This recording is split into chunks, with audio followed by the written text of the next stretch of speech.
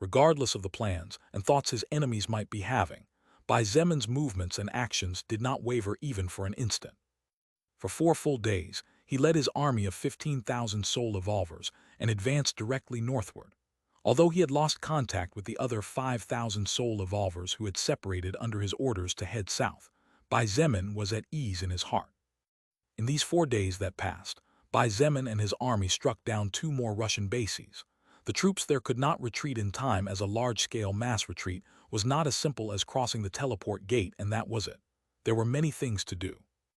Moving food, treasures, vehicles, disassembling technology, erasing and destroying data, etc. All of these things were time-consuming, and the virtually unstoppable advance of the Transcendent faction certainly wasn't of much help to the New Russia faction. While it was true that the last 2 bases were not considered points of importance that needed to be taken down at any cost, Bai Zemin and his team still managed to kill over 30,000 enemy soul evolvers, over 340,000 armed soldiers, and over 600,000 survivors in total. All this happened while they moved almost in a straight line, aiming at Moscow, and only taking deviations in cases like the Irkutsk base, as it was a point that needed to be taken down due to its strategic importance to the enemy faction. If Bai Zemin was willing to invest much more time, then he would have taken his troops on a full-scale tour throughout Russia, crushing many more bases in the process. For the first time since the invasion of Russia began, the group led by Bai Zemin finally stopped neither to rest nor to attack the enemy.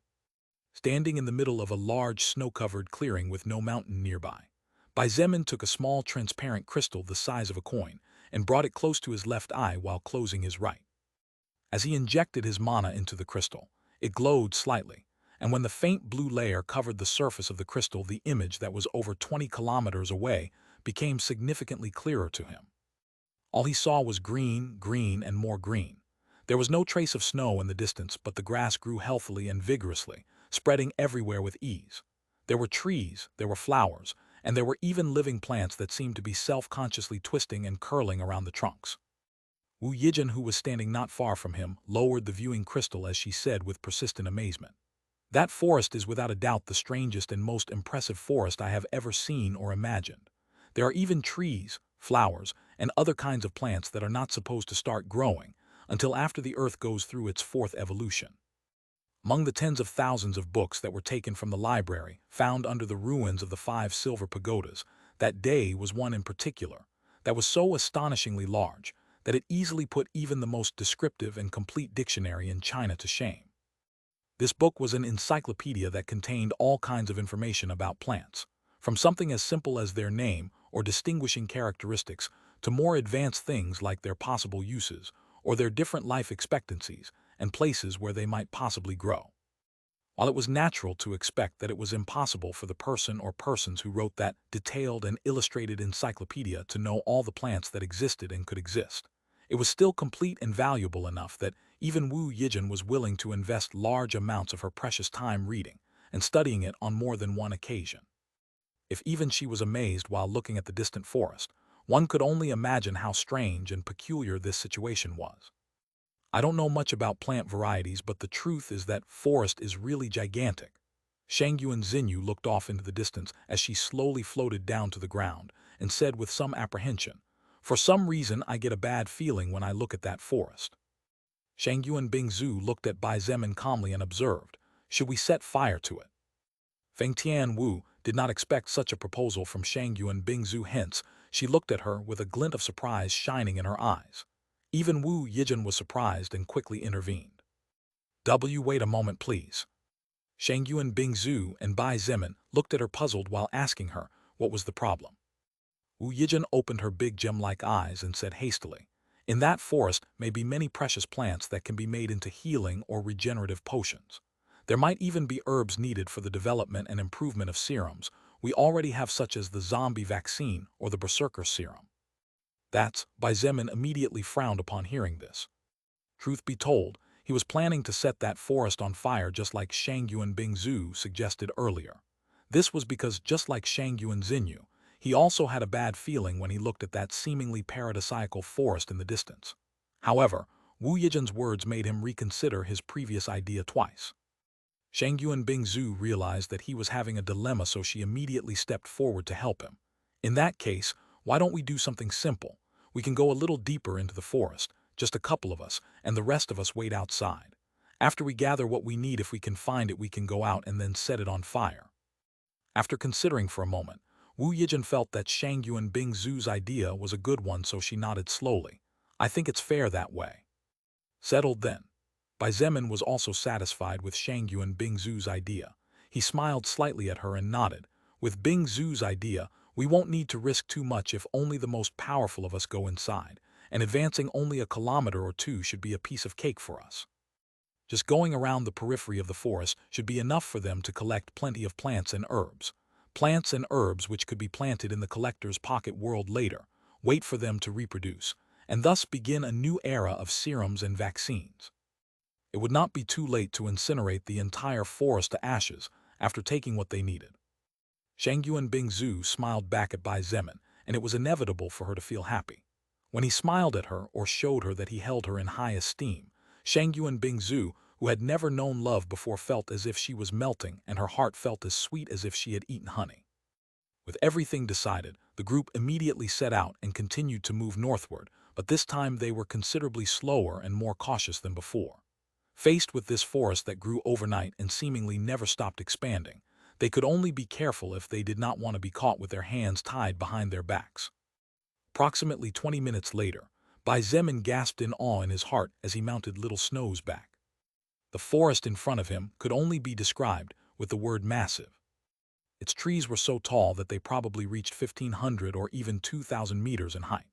There were plants so colorful and peculiarly shaped that even with a child's imagination it would be hard to think of them, and its extension was so terrifying that even with the eyesight of extremely powerful soul evolvers with skills that enhanced their senses, they still couldn't see the boundary no matter whether they looked east or west. Looking at the forest in front of him, Bai Zemin suddenly had a flash of inspiration as a thought he had overlooked flashed in his head. Why on earth were the Russian troops retreating so quickly, willing to give up precious resources, bases they had managed to build with great effort, and even information to develop high-level magical technology? It was as if they wanted to lure them deeper into their territory, as if they were opening the door for them to pass through without obstruction. It was then that Bai Zemin felt that the odds were that the Mana-Eater tree, one of the enemies whose records he needed to devastate using his skill, was within this forest. In fact, Bai Zemin did not even rule out the possibility that the Mana-Eater tree was the core of the large forest. However, Bai Zemin was not really afraid of the Mana-Eater tree. This was because he was not planning to go deep into the forest. He was going to set it on fire, and he was not going to do it in a simple way. Even if it's the 9-headed immortal dragon, it would still be on the verge of death after receiving an attack from me, using blazing punishment of divine blood, not to mention a tree whose greatest fear is fire. Bai Zemin's eyes flashed as a plan began to take shape in his mind. If things worked out as he expected, it would not only end up weakening the Mana-Eater tree to the point where it would be a piece of cake to get its records, but it would also give the Russian army the false illusion that his army had been decimated inside the forest. As for whether or not everything would go well, Bai Zemin had no way of knowing, and he could only play his best cards as cleverly as possible. The fact that Lilith and Fire Sorrow are not saying anything means that, at this moment, I am facing a great crossroads for my fate and future. Bai Zemin closed his eyes at the thought of this and tried to think of the worst possible future. He believed it was better to be pessimistic and think of the worst to be prepared beforehand rather than be taken by surprise and lose later. What are you thinking? Wu Yijin asked curiously when she saw the gesture Bai Zemin always made subconsciously when he was deep in thought. Just a little. Bai Zemin didn't say exactly what he was thinking, but he didn't deny that he had something on his mind either. He looked back and shouted out loud, "All of you, follow me closely and make sure you don't get apart no matter what." Melee soul evolvers and mages with barrier-type skills form a square and circle around the rest. Ah, Shang Yuan Xinyu looked at him in astonishment as this was not what he had said before. Little King, you're planning to take everyone into the forest. Sun Ling frowned slightly as she watched the troops begin to form a large square. Little boy, are you sure about this?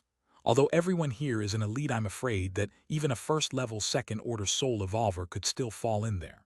Remember that all of this is completely unknown to any of us. Even Wu Yijin, who was the person with the most extensive knowledge regarding plant life in the entire faction, could not recognize some of the plants further into the forest, not to mention those beyond the deep darkness.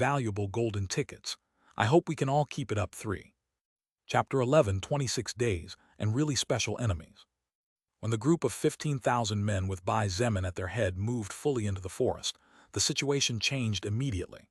In fact, it didn't even take more than 10 seconds before almost everyone present noticed a big change, particularly the weaker ones. Somehow, it feels like I'm having a harder time breathing here. A beautiful soul evolver in leather armor, and with a bone bow surrounded by a light layer of frost in her left hand, touched her chest as she frowned. Another soul evolver who was also in the First Order couldn't help but nod. I thought it was just me, but now it seems that such is not the case. As Bai Zemin carefully observed the surroundings, he naturally also paid attention to what his troops were muttering behind him. Shangyuan Bingzu approached, and while cautiously looking at the area said in a low voice, "The density of mana inside this forest is at least 3 times higher than outside." When Bai Zemin heard Shangyuan Bingzu's analysis, his expression immediately changed for a split second before returning to normal. What he least needed now was for his subordinates to see undesirable changes of expression on his face, heralding bad news. He looked at her silently as if to confirm whether she was sure of what she said, but when he saw Shangyuan Bingzu imperceptibly nodding, he finally realized that things might be more difficult than he estimated by at least 2 times. Every time a world evolved, the amount and density of that world's mana would begin to grow steadily to allow the inhabitants of that place to adapt for at least several days. Of course, several days or a month was only the case for an abnormal world like Earth, since normally an evolution process could take even a whole year and sometimes even more. This was because a big hit of mana rushing into the organism could cause immediate death in the worst case or unwanted mutations. Wasn't the first evolution and the third evolution of the Earth evidence enough of that? However, inside this forest the density and amount of mana was at least 3 times stronger compared to outside. Bai Zemin did not doubt Shangyuan Bingzu because she had always been extremely receptive and capable when it came to controlling or sensing mana, even more than he was. What did this mean? Simple. The density of mana is already 3 times stronger in this peripheral area of the forest.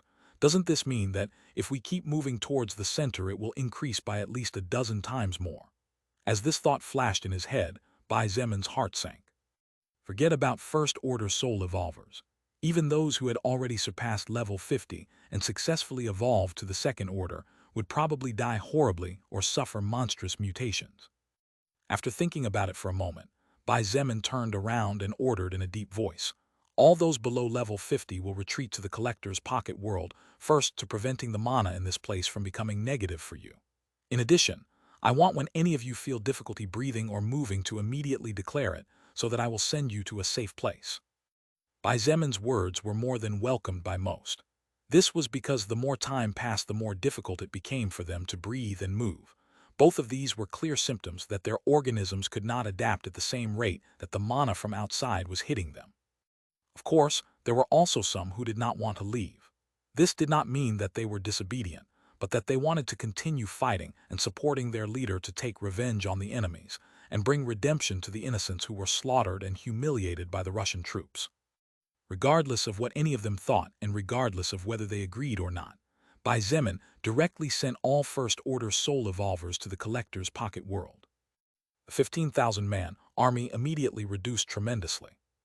Bai Zemin looked at the little over 3,000 people in front of him and nodded in satisfaction in his heart. These soul evolvers had surpassed level 50, and although most of them had only recently broken into the Second Order, they were still powerhouses worth nurturing and caring for. Under everyone's surprised eyes, Bai Zemin waved his hand into the air, and out of nowhere a slight disturbance occurred in the space around them. Sun Ling's eyes opened wide in surprise when about 12,000 people covered in black cloaks appeared out of nowhere in front of them. The most surprising thing was that all of these strangers had auras that were equivalent to that of a First-Order soul evolver.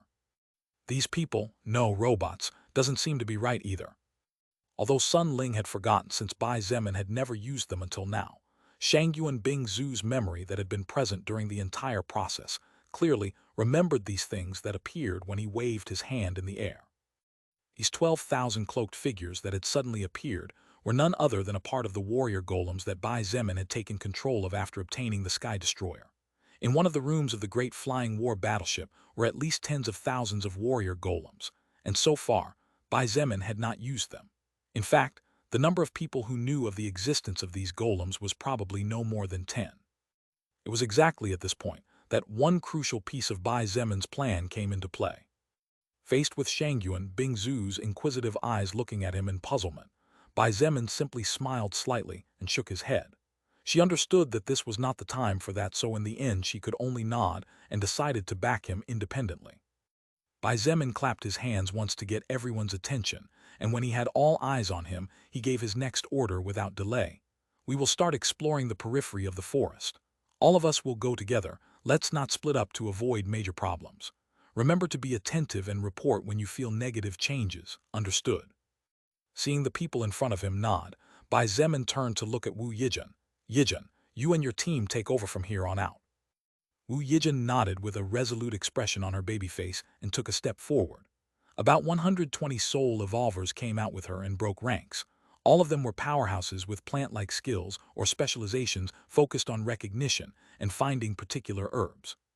She handed out several handouts that she always had ready for moments like this, and handed a large bunch to each of the 120. Wu Yijin then divided those 120 soul evolvers, so that there was now at least one of them every 15 meters among the 3,000 humans. She had ignored the hooded figures since she recognized them to be warrior golems as well, so there was no need to risk splitting up too much. Time flew by. It grows between the cracks in the rocks, is just over 2 centimeters tall, and has 4 purple leaves with bright polka dots. A soul evolver squatted as his eyes darted back and forth between the plant in front of him and the leaflet in his hands. Finally, after about 2 minutes, that same soul evolver exclaimed excitedly, "I found it. It is the radiant poison purple flower that only grows on worlds in their 4th stage and above." One of the 120 people who belonged to Wu Yijin's personal team immediately moved forward upon hearing the surprise in the other person's voice. When he approached and confirmed what the other man said, he immediately said with shining eyes, "Indeed, this is the radiant poison purple flower needed to concoct the 1,000 Nightmares royal powder, capable of inducing painful illusions even to third-order soul evolvers." Many immediately felt their blood boil upon hearing these words. What did it mean to be able to create a particular powder capable of affecting even powerhouses above level 100? It meant that once they could produce this powder, even a normal human would no longer necessarily be defenseless against an evolved enemy, and would at the very least have a slim hope of survival while the enemy was writhing in pain. Of course, producing such a powder was no simple task, and there was no way such a treasure would ever get into the hands of normal survivors. A few minutes later, Wu Yijin walked over and picked the radiant poison purple flower personally. Some plants and herbs had particular methods that needed to be employed to be harvested. If someone carelessly pulled it out, it could cause the effect to drop more than half at best, or completely destroy the herb at worst. With this purple flower of radiant poison, I can make my Abyss Queen become stronger. Wu Yijin's eyes sparkled with joy as she carefully placed the flower in a container with soil before sending it to her lick ring. The lick ring was a kind of storage ring, as it could store things inside it, but its quality was slightly poorer. This was because, unlike the storage ring that froze the time inside it, protecting the quality of food and other products, the time inside the lick ring continued to run. However,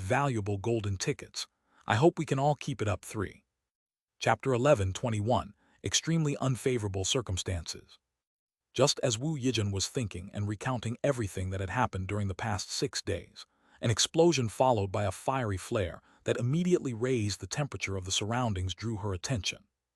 Looking into the distance, Wu Yijin and the others present saw a huge fire snake with a horn similar to that of the flood dragon appear more than 500 meters in front of them. The fire snake was over 300 meters long and as wide as a house. Moreover, although it was clearly made of magic and mana, the destructive physical power of the beast was high enough to shatter all the trees it struck while charging towards a single enemy. That's the 500-year fire python that Miss Feng Tian Wu can summon. Looks like a new powerful enemy appeared. Those damn undead really never end. We've killed over 300,000 during the past few days.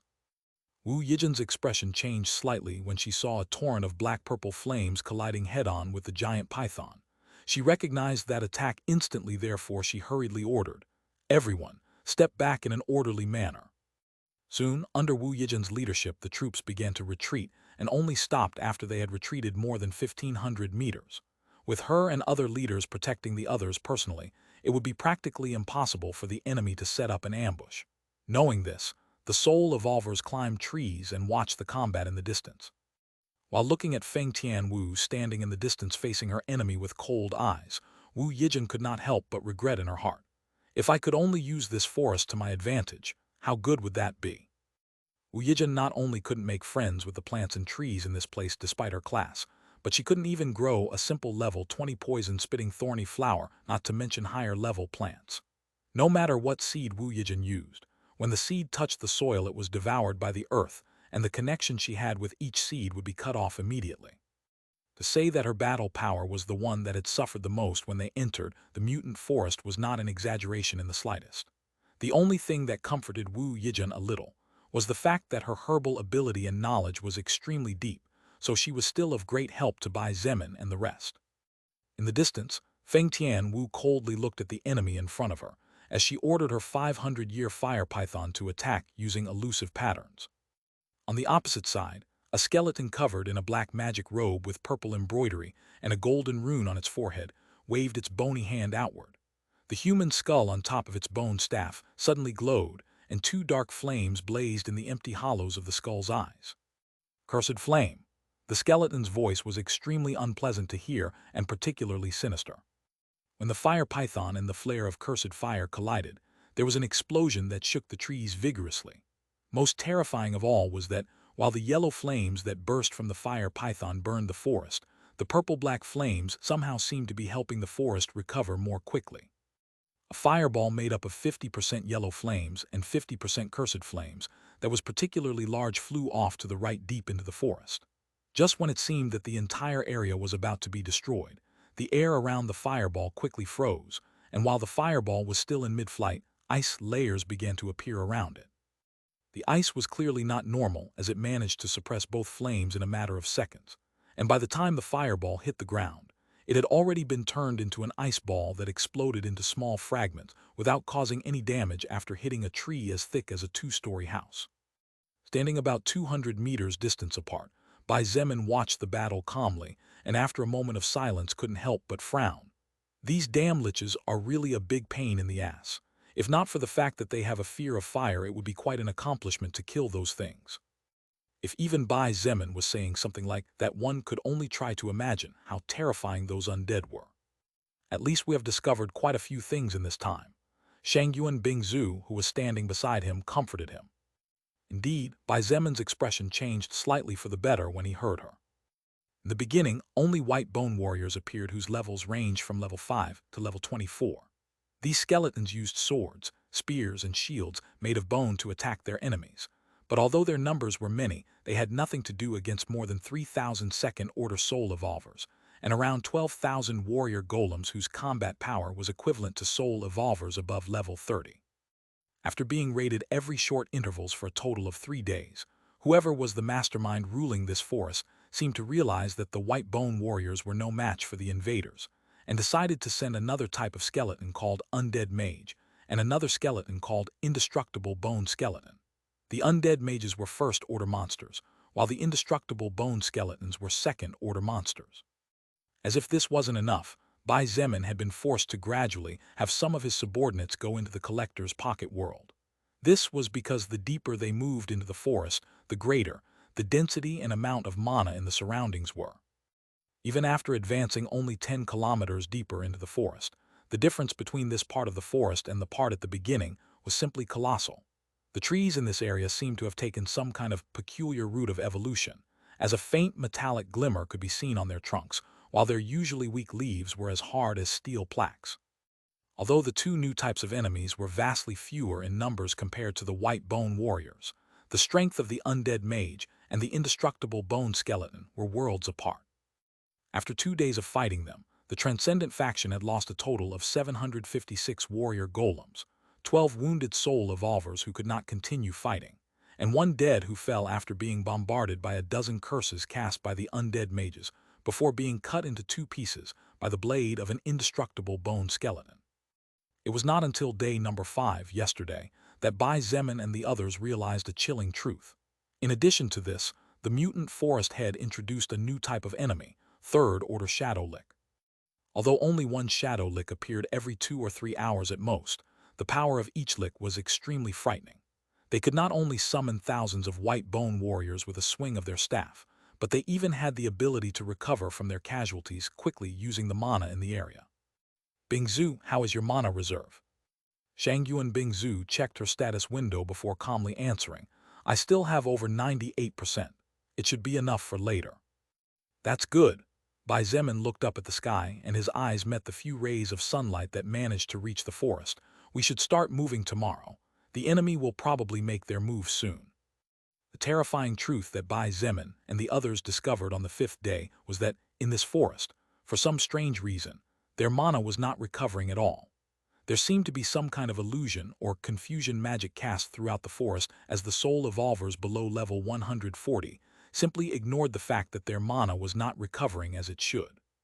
In fact, were it not for Feng Tianwu personally stepping forward to finish off a shadow lick and expending a good portion of her total mana, Bai Zemin and the other leaders would be completely oblivious to this fact, as none of them had been forced to use skills against such weak enemies.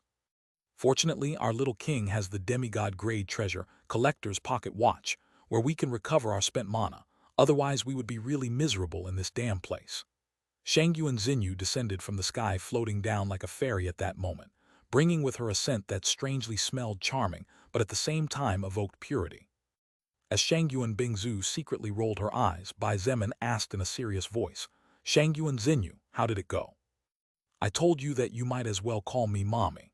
Shangyuan Xinyu joked, but her expression was not very pleasant as she said, It's not good. There seems to be some kind of restriction magic that doesn't allow me to fly over the trees. The height limit seems to be around 1,000 meters at best. Great, another bad news. Bai Zemin snorted in his heart. He wasn't surprised at all since Li Lei, Feng Tianwu's third-order mount, had met with this problem a few hours ago. Shangyuan Xinyu had been flying around for quite some time trying to find a hole in the invisible barrier,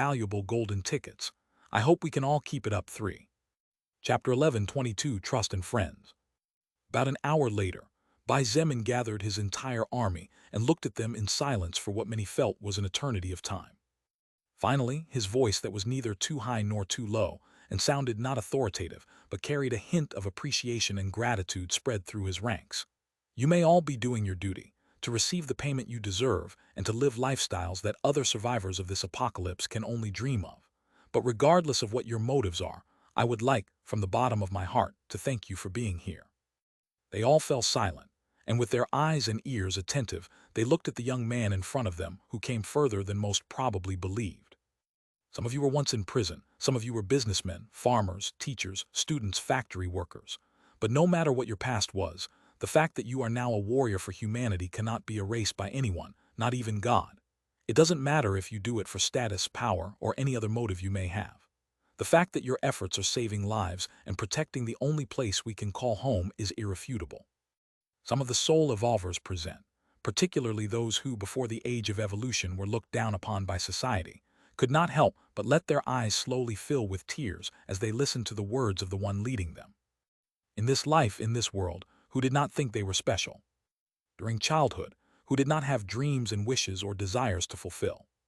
But the reality was cruel, and the limits that life imposed on us from the moment we were born were there regardless of whether we were willing to accept them or not. Was it impossible to break those limits? Probably not. However, many times one could not afford to risk years of time and effort for a small break chance. What father would risk his child's well-being for a chance to fulfill his dream? What mother would leave her children to their fate while she put in those many extra hours to get somewhere? What son would leave his parents sick and in need of expensive medicine to continue his studies? Everyone's reality was different, and many times judging without knowing could lead one to make one of the biggest mistakes of one's life. Bai Zemin continued, for others, the time since you have been away from home and entered enemy territory was only half a month. But for you who have spent many hours in the collector's pocket world, it has been way longer. I know this doesn't apply to everyone, but I also know that many here have parents, wives, children, siblings, that you miss and want to hug again. That's why, thank you for your hard work so far. A second-order soul evolver who had been sentenced to 10 years in prison, but was given a new chance, stepped forward, and with red eyes said in a deep voice, In the past, I may have done things that I regret, and I will regret for the rest of my life. Many looked down on me with disdain and contempt to the point where when I began to evolve I wondered if it was worth it to hold back my darkest demons. But it was all of you, including you, leader, who opened your arms to me and welcomed me with smiles. I, Shang Shui, have a 2-month-old child today, and I can proudly say that I have built my own family. This is all thanks to the Transcendent faction, and it is for this home of mine called faction that I will fight until my last breath. There were others who also stepped forward and spoke about their past. Most of them had tough pasts that normally would not only be difficult to overcome, but that others would never forgive. But it was after meeting Bai Zemin and sticking to the rules of the faction that they slowly changed, becoming what they were today, transcending and becoming humans worthy of the word warrior hero. A few minutes later, Bai Zemin looked at his people in silence before nodding. You are worthy of praise, worthy for all humans to be grateful for, irreplaceable existences. That is why you must now return to the collector's pocket world and rest. If it was before he gave his speech, most would probably nod silently. At the end of the day, no one wanted to stay this long in a dark forest like this that was plagued by tetric skeletons and extremely powerful enemies. However, the hearts of human beings were easy to change with a few words, particularly if those words were spoken by someone whose authority, status, power, and talent were far above theirs. Bai Zemin watched and listened in silence as hundreds, and soon thousands of his subordinates expressed their fervent desire to accompany him to fight to the death against the enemy. Although there were definitely some who were saying it out of obligation after seeing their hot-blooded comrades, the majority definitely meant what they were saying from their hearts. Bai Zemin raised a hand and asked for silence. Once the place quieted down, he pointed out, the battle to come is a tough one in which we unfortunately cannot share pains and triumphs. As I mentioned before, no matter what your motive is, the fact that every battle you fight you risk your life because of my orders is irrefutable. I think it is only fair that I, as the leader of you all, risk my life to take care of you. This time there was no one among the soul evolvers present who did not feel their blood boiling. Their faces turned red, and some even trembled as they clenched their fists tightly, looking at the young man standing in front of them with burning eyes. With a king this willing to step forward first of all onto the battlefield, would his generals and soldiers fear? Of course not. It was this kind of king that they all wanted most and were eager to follow. A king who stayed in his palace surrounded by beauties and luxuries would definitely not be as welcome compared to a king who wore armor and wielded his sword to join his subordinates against a common enemy. A few minutes later, all the soul evolvers disappeared and were replaced by warrior golems. Standing next to Bai Zemin were only a few people. That was a good speech, little king. Shang Yuan Xinyu smiled bewitchingly and said with a chuckle, the gloomy atmosphere of this place and the confusion magic surrounding the area has been upsetting people's hearts, but now I'm willing to bet my innocence that they would all be willing to stay another 6 months here. Shang Yuan Bingzu looked at her mother and teased, Mother, what innocence are you talking about? Ah, Shang Yuan Xinyu looked at her as if she was surprised before letting out a shy giggle. Bingzu, you mischievous girl. Calling your younger sister mother, you really have a twisted sense of humor, don't you, little fox? Who is my younger sister again? Shang Yuan Bingzu almost fainted. Bai Zemin couldn't help but laugh out loud.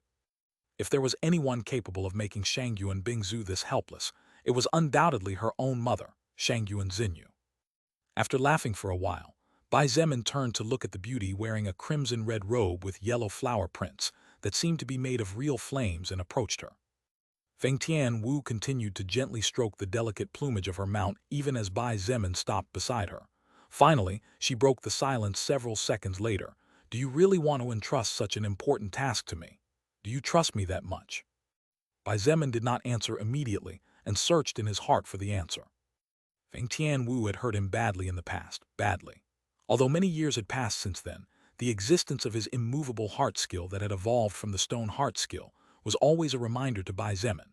The reminder that the woman standing next to him had broken his heart into pieces, reaching a point so severe that the soul record turned all that broken crystal into a large rock armor to protect it from collapsing. But this Feng Tian Wu was not the same Feng Tian Wu of the past. Yes, she was the same being, but her essence as a human being was definitely different. Bai Zemin had seen it all along. She had proven herself time and time again with actions, as she was not one for many words, and a single action definitely spoke louder than 1,000 words.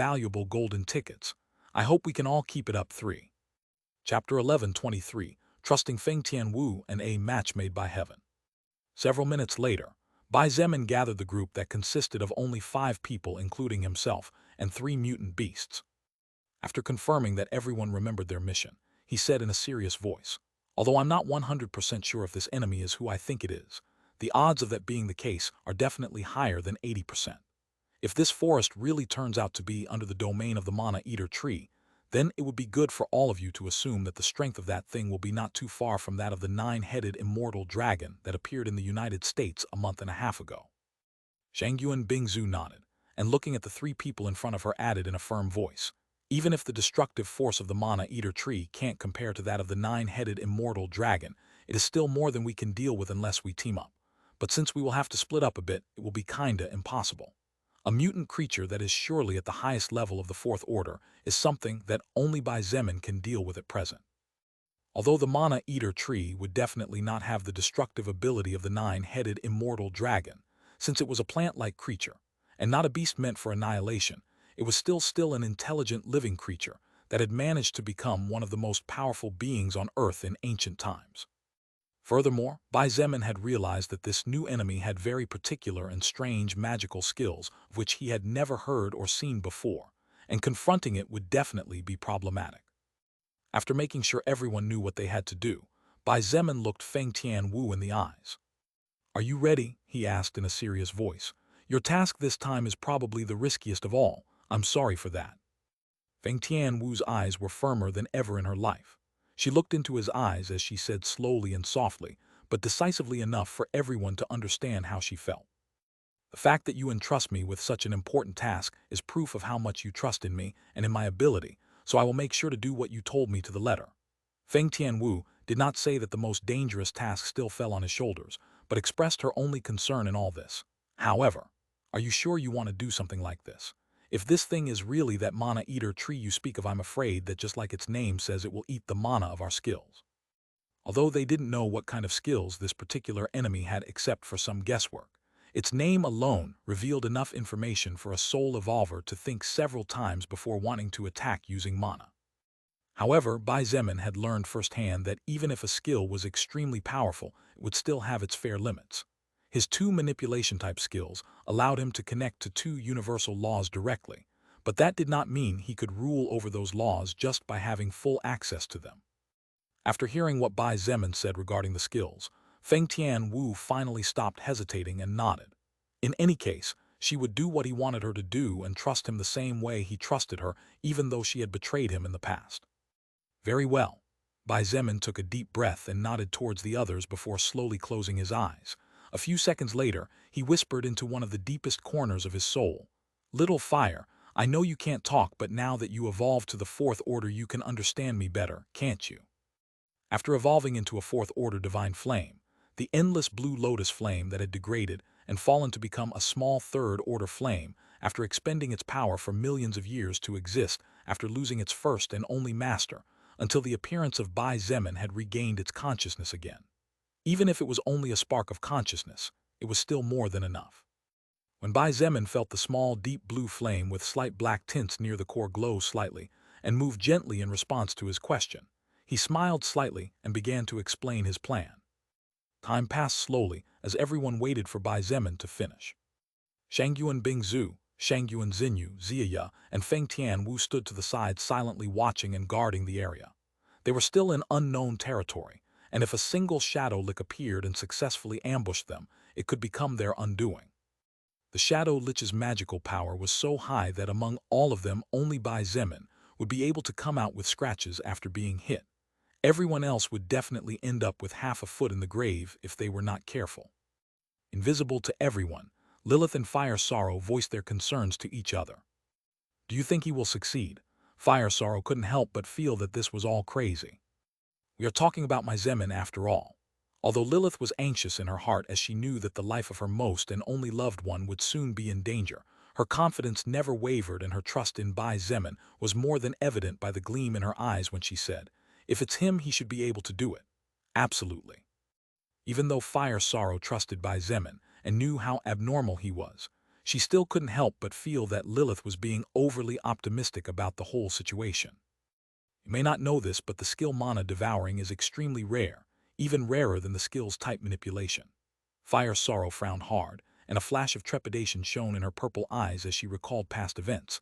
Remember that the universe moves and grows because of the mana that the soul record manages. All existence is composed of soul power and mana. Even a crystal vase has mana in its deepest records, allowing it to withstand the different laws of the universe and exist. How did the apocalypse and evolution begin in all worlds? Lilith, of course, knew. She would never forget that day when she received the message from the soul record when it came to her world. However, she still stood firm in her heart. Even if this thing has the skill mana devouring it will fail anyway. It can only blame its bad luck, that's all. Fire Sorrow shook her head but said nothing. She looked at Bai Zemin, who still had his eyes closed and couldn't help but feel that he was being extremely fearless this time. Although the Mana Eater tree could not launch attacks that were each terrifying enough to compare to nuclear bombs, Fire Sorrow would still prefer to face the nine-headed immortal dragon if she was given a choice between the two. This was because the mana-devouring skill was the only skill within her knowledge that could literally obliterate and erase the existence of a living being as if it had never existed, a power that only the soul record had. Furthermore, even before facing his enemy he wants to do something this crazy. Fire Sorrow forced a smile and shook her head as she thought to herself, this brat is out of his mind. It wasn't that what Bai Zemin was about to try was something impossible. It was just that no one had ever tried it before in the history of the universe. This was because no one would be willing to give up on a great power to entrust it to someone else, not even to their parents, for not mentioning a friend who in the past, regardless of their motives, had broken their trust. When Fire Sorrow saw the small, dark blue flame slowly emerging from Bai Zemin's chest, she sighed inaudibly before looking at Feng Tianwu with extremely complicated eyes. Little Missy, I hope you appreciate this great second chance that the universe gave you, or else you will be like this me, living an eternity of sorrow. Feng Tian Wu looked at the small blazing flame scourge in front of her when a message flashed across her retinas. The endless blue lotus flame, one of the divine flames of the universe, requests to form a blood-based soul contract with you. Do you want to accept? Any living being would be jumping for joy at such a message, and they would unhesitatingly accept it immediately. Even if it was only a blood-based contract, the words, one of the divine flames of the universe, were more than enough to tempt gods and demons alike. However, Feng Tian Wu was different. She looked into Bai Zemin's eyes, waiting for his confirmation first. She wanted to make sure that he was sure about this. Feng Tian Wu's eyes sparkled when she saw his head nod with a faint smile on his face. She slowly closed her beautiful eyes, and while promising not to disappoint the person in front of her for a second time, she whispered in her heart, "Accept." 2 minutes later, Bai Zemin watched as the large crimson-feathered bird soared into the air with Feng Tian Wu on its back, and with a mighty flap of the beast, both mount and rider turned into a blood-red flash that disappeared into the horizon in a matter of seconds.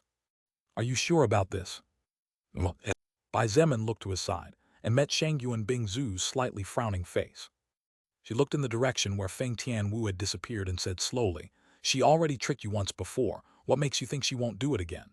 In this world, power is everything. The winner is the king and the loser is the thief.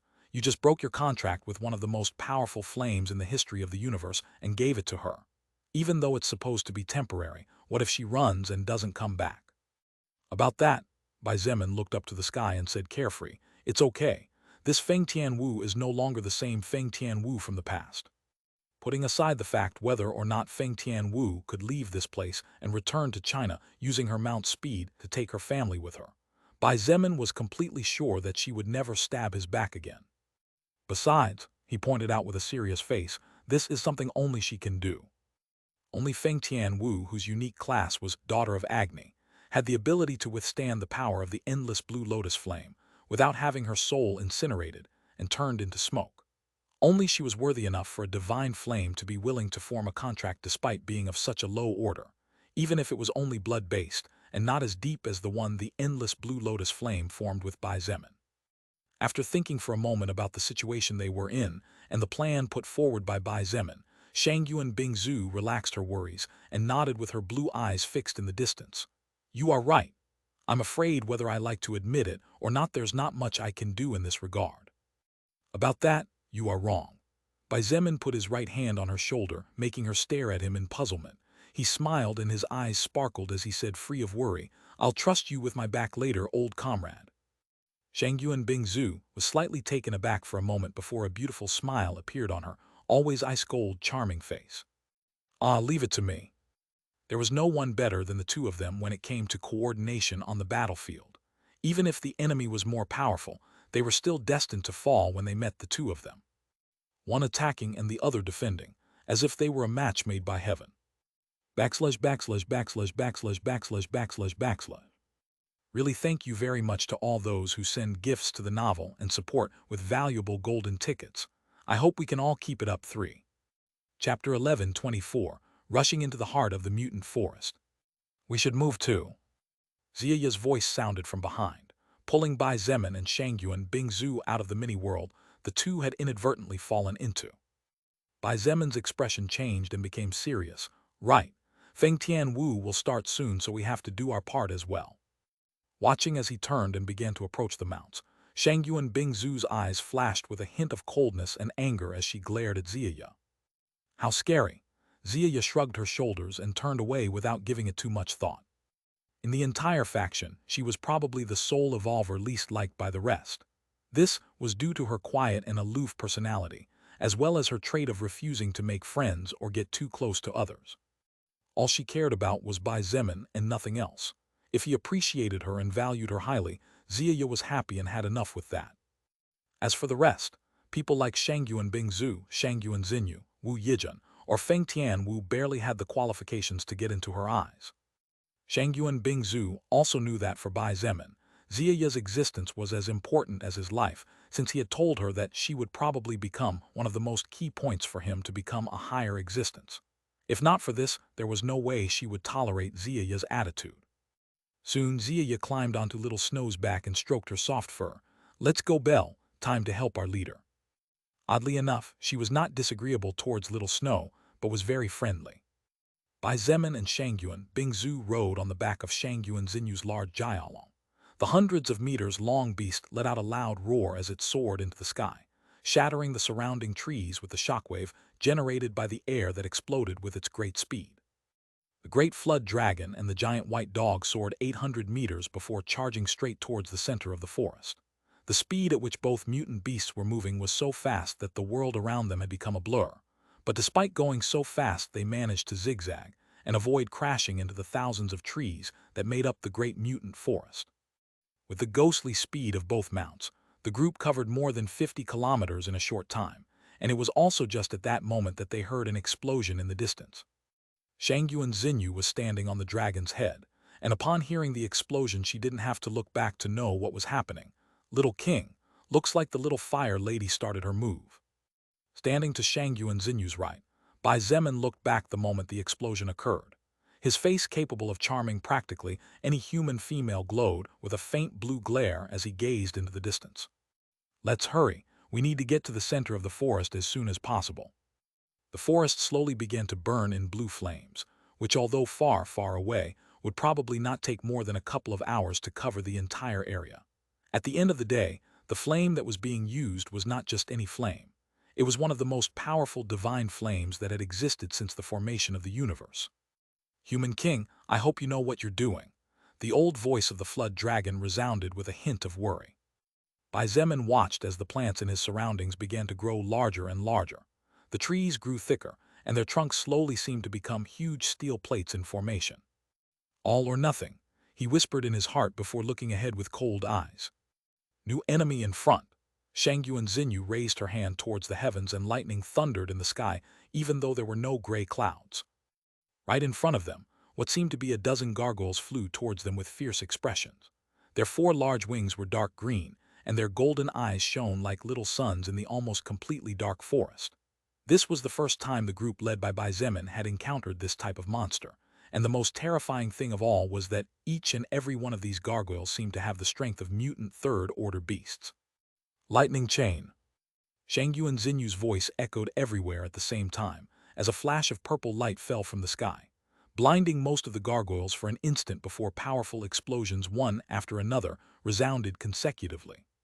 Rumble. The whole area rumbled and the ground split.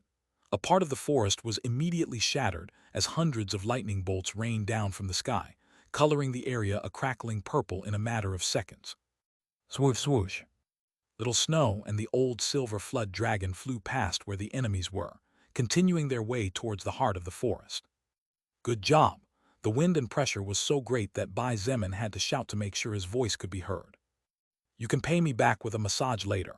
Shangyuan Xinyu, whose right hand was still crackling with lightning, was still in a joking mood regardless of the place and circumstances or the enemies that appeared. However, something that surprised them all soon occurred. Shangyuan Bingzu, who had looked back purely by accident, opened her eyes and exclaimed in astonishment, "Impossible!" The two mutant beasts continued flying without looking back. But Bai Zemin and the other two ladies turned their heads back after hearing the disbelief in Shangyuan Bingzu's voice, since she always remained calm in every situation. The gargoyles that had been incinerated into charred corpses and those that had directly exploded into dozens of pieces of different sizes after being hit by the lightning chain launched by Shangyuan Xinyu were suddenly enveloped by a kind of purple mist. The purple mist made their dead bodies and broken parts float, and under the incredulous eyes of the entire human group, they began to join together. It took no more than a few seconds for them to become stone gargoyles, and although their eyes were nothing more than two large black sockets with white stones in them, their movement speed was even faster than when they were alive as they quickly chased after them. Shangyuan Bingzu pointed her finger backwards and activated Ice Maker with the intention of freezing her enemies. Frozen confinement. From the tip of her tiny finger, terrifying gusts of frost shot backwards, and with the wind at their backs, moved swiftly towards the pursuing stone gargoyles at speeds no slower than they were moving. The frost covered the sky and spread out in a fan shape, coating everything in less than 5 seconds. Shangyuan Bingzu and the others had no time to sigh in relief after seeing all the stone gargoyles freezing into ice statues and falling to the ground as something equally or even more unbelievable than what they had just seen happen. Looking at that strange purple-pink aura covering the shattered ice and stone fragments, Bai Zemin gritted his teeth. It has to be a freaking lick. Looking at the stone gargoyles chasing as if nothing had happened, Shangyuan Xinyu frowned and remarked, "All the liches we've faced so far didn't have this kind of skill. I think it's a new type of enemy." Although the liches they had faced before could summon undead skeletons to fight for them, and those of higher level could even reform broken skeletons again, as long as their bones were on the ground, this ability to turn dead into stone and empower them was far beyond that of a shadow lick. Bingzu, Shangyuan Xinyu, ignore the stone gargoyles for now and reserve as much mana as you can. Bai Zemin reminded them that in this mutant forest their mana could not regenerate urgently. He activated overlap regeneration when he saw over 100 green gargoyles flying towards them from the front, and without hesitation, he slammed a normal punch forward. Although it was just a normal punch, Bai Zemin's strength was simply too high. Among the just over 100 green gargoyles with 4 wings, a bloody explosion occurred in the front line, and a large patch opened up as over 60 of them were directly turned into tomato pulp. Seeing that physical attacks were also viable, Shangyuan Bingzu unsheathed her sword, and with a lightning-fast yet elegant fairy-like movement slashed horizontally towards the green gargoyles. Perhaps it was because Bai Zemin had managed to glimpse and touch with his fingertips the spatial power, but when Shangyuan Bingzu slashed with her sword, he could sense that the slash was not as simple as it seemed at first glance. Staring at the silver half-moon that easily cut the bodies of the remaining 40 or so green gargoyles in half, Bai Zemin's eyes glittered slightly as he felt a flash of inspiration suddenly appear in his head after realizing that Shangyuan Bingzu had not used mana at all. Unfortunately, the situation was urgent, and with everything against him, he couldn't concentrate on things other than the battlefield, which was why that inspiration disappeared, frustrating him immensely. "We can do it this way." Shangyuan Bingzu sighed in relief in her heart as she saw that she didn't need to consume mana. She naturally did not know of Bai Zemin's thoughts, and with the same elegance that was so characteristic of her, she raised her sword and slashed this time backwards. Although her strength was only at approximately 8,900 points, being one of her lowest stats, it was still higher than Bai Zemin's plus 7,200 strength points under normal conditions and without the activation of overlap regeneration. Furthermore, her natural sword ability did not particularly use the strength stat. Watching as more than half of the 150 stone gargoyles chasing them were cut into 2 pieces and fell to the ground shattering into pieces but getting back up afterwards, Bai Zemin decided to leave the back to Shangyuan Bingzu. "Little king in front of us." Bai Zemin knew that Shangyuan Xinyu was a pure mage whose physical abilities were probably barely comparable to level 100 soul evolver at best. Hearing her urgent voice, he quickly glanced forward and his eyes immediately grew cold. There, approximately 500 green gargoyles covered a portion of the sky as they flew speedily towards them. In addition, just in front of them all was a bright yellow gargoyle with golden eyes. Backslash backslash backslash backslash backslash backslash backslash. Really thank you very much to all those who send gifts to the novel and support with valuable golden tickets. I hope we can all keep it up. 3. Chapter 11:25, Lich King and Fourth Order Bone Dragon. Before Bai Zemin could do anything, the yellow-colored gargoyle with golden eyes suddenly opened its mouth, and a silver lightning ray shot out faster than lightning towards them. Shangyuan Xinyu's Jialong let out a fierce roar, and the single horn on its forehead suddenly began to glow. Bang! A beam of silver light shot out from the horn, meeting the other beam of silver light in the middle and triggering a terrifying explosion. Boom! Trees broke loose from the ground and flew through the air before their trunks exploded under the tremendous pressure. Regardless of whether the outside of their trunks had been greatly strengthened, they still ended up becoming a pile of shattered wood with iron limes raining down everywhere. The clash between two attacks of third-order soul evolvers above level 150 was truly frightening, and even at over 800 meters above the ground, there was still a shockwave strong enough to leave a large mark on the ground. Wind gust control. Shangyuan Xinyu had no choice but to use her skill to avoid being pushed backwards and losing momentum because of the strong winds whipping after the magical explosion. Swoosh! Bai Zemin kicked gently on the scales of the flood dragon and his body flew forward. Using the momentum of the Jialong's movement speed, the sonic barrier was shattered by Bai Zemin, and in an instant he arrived in front of the yellow gargoyle. A strange sound automatically came out of the yellow gargoyle's mouth. Its eyes widened, and a flash of amazement shone in its intelligent gaze. But before it could do anything, the figure of the human engulfed in golden light had already arrived above its head. Bang!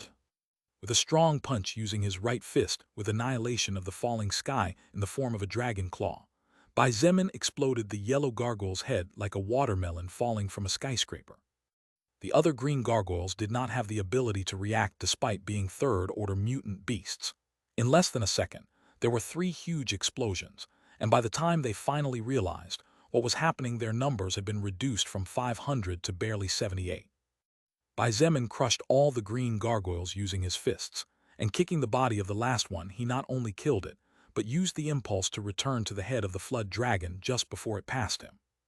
The whole process had taken no more than 3 seconds. Killing hundreds of third-order mutant beasts in just 3 seconds. If such a thing was mentioned to other people, they would definitely not believe it even if they were beaten to death.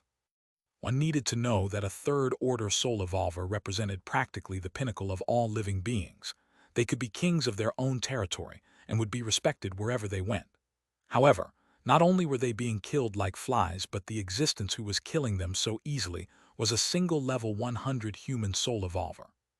At the back of the flood dragon's head, Shangyuan Bingzu, who now had to deal with over 600 stone gargoyles chasing after them, noticed that Bai Zemin's expression was not particularly good after he returned. She swung her sword several times, and as she tore apart the stone gargoyles that were trying to approach the Jialong from the side, she asked in a loud voice, "Did you discover something?" "Those things are not alive, only the yellow ones are."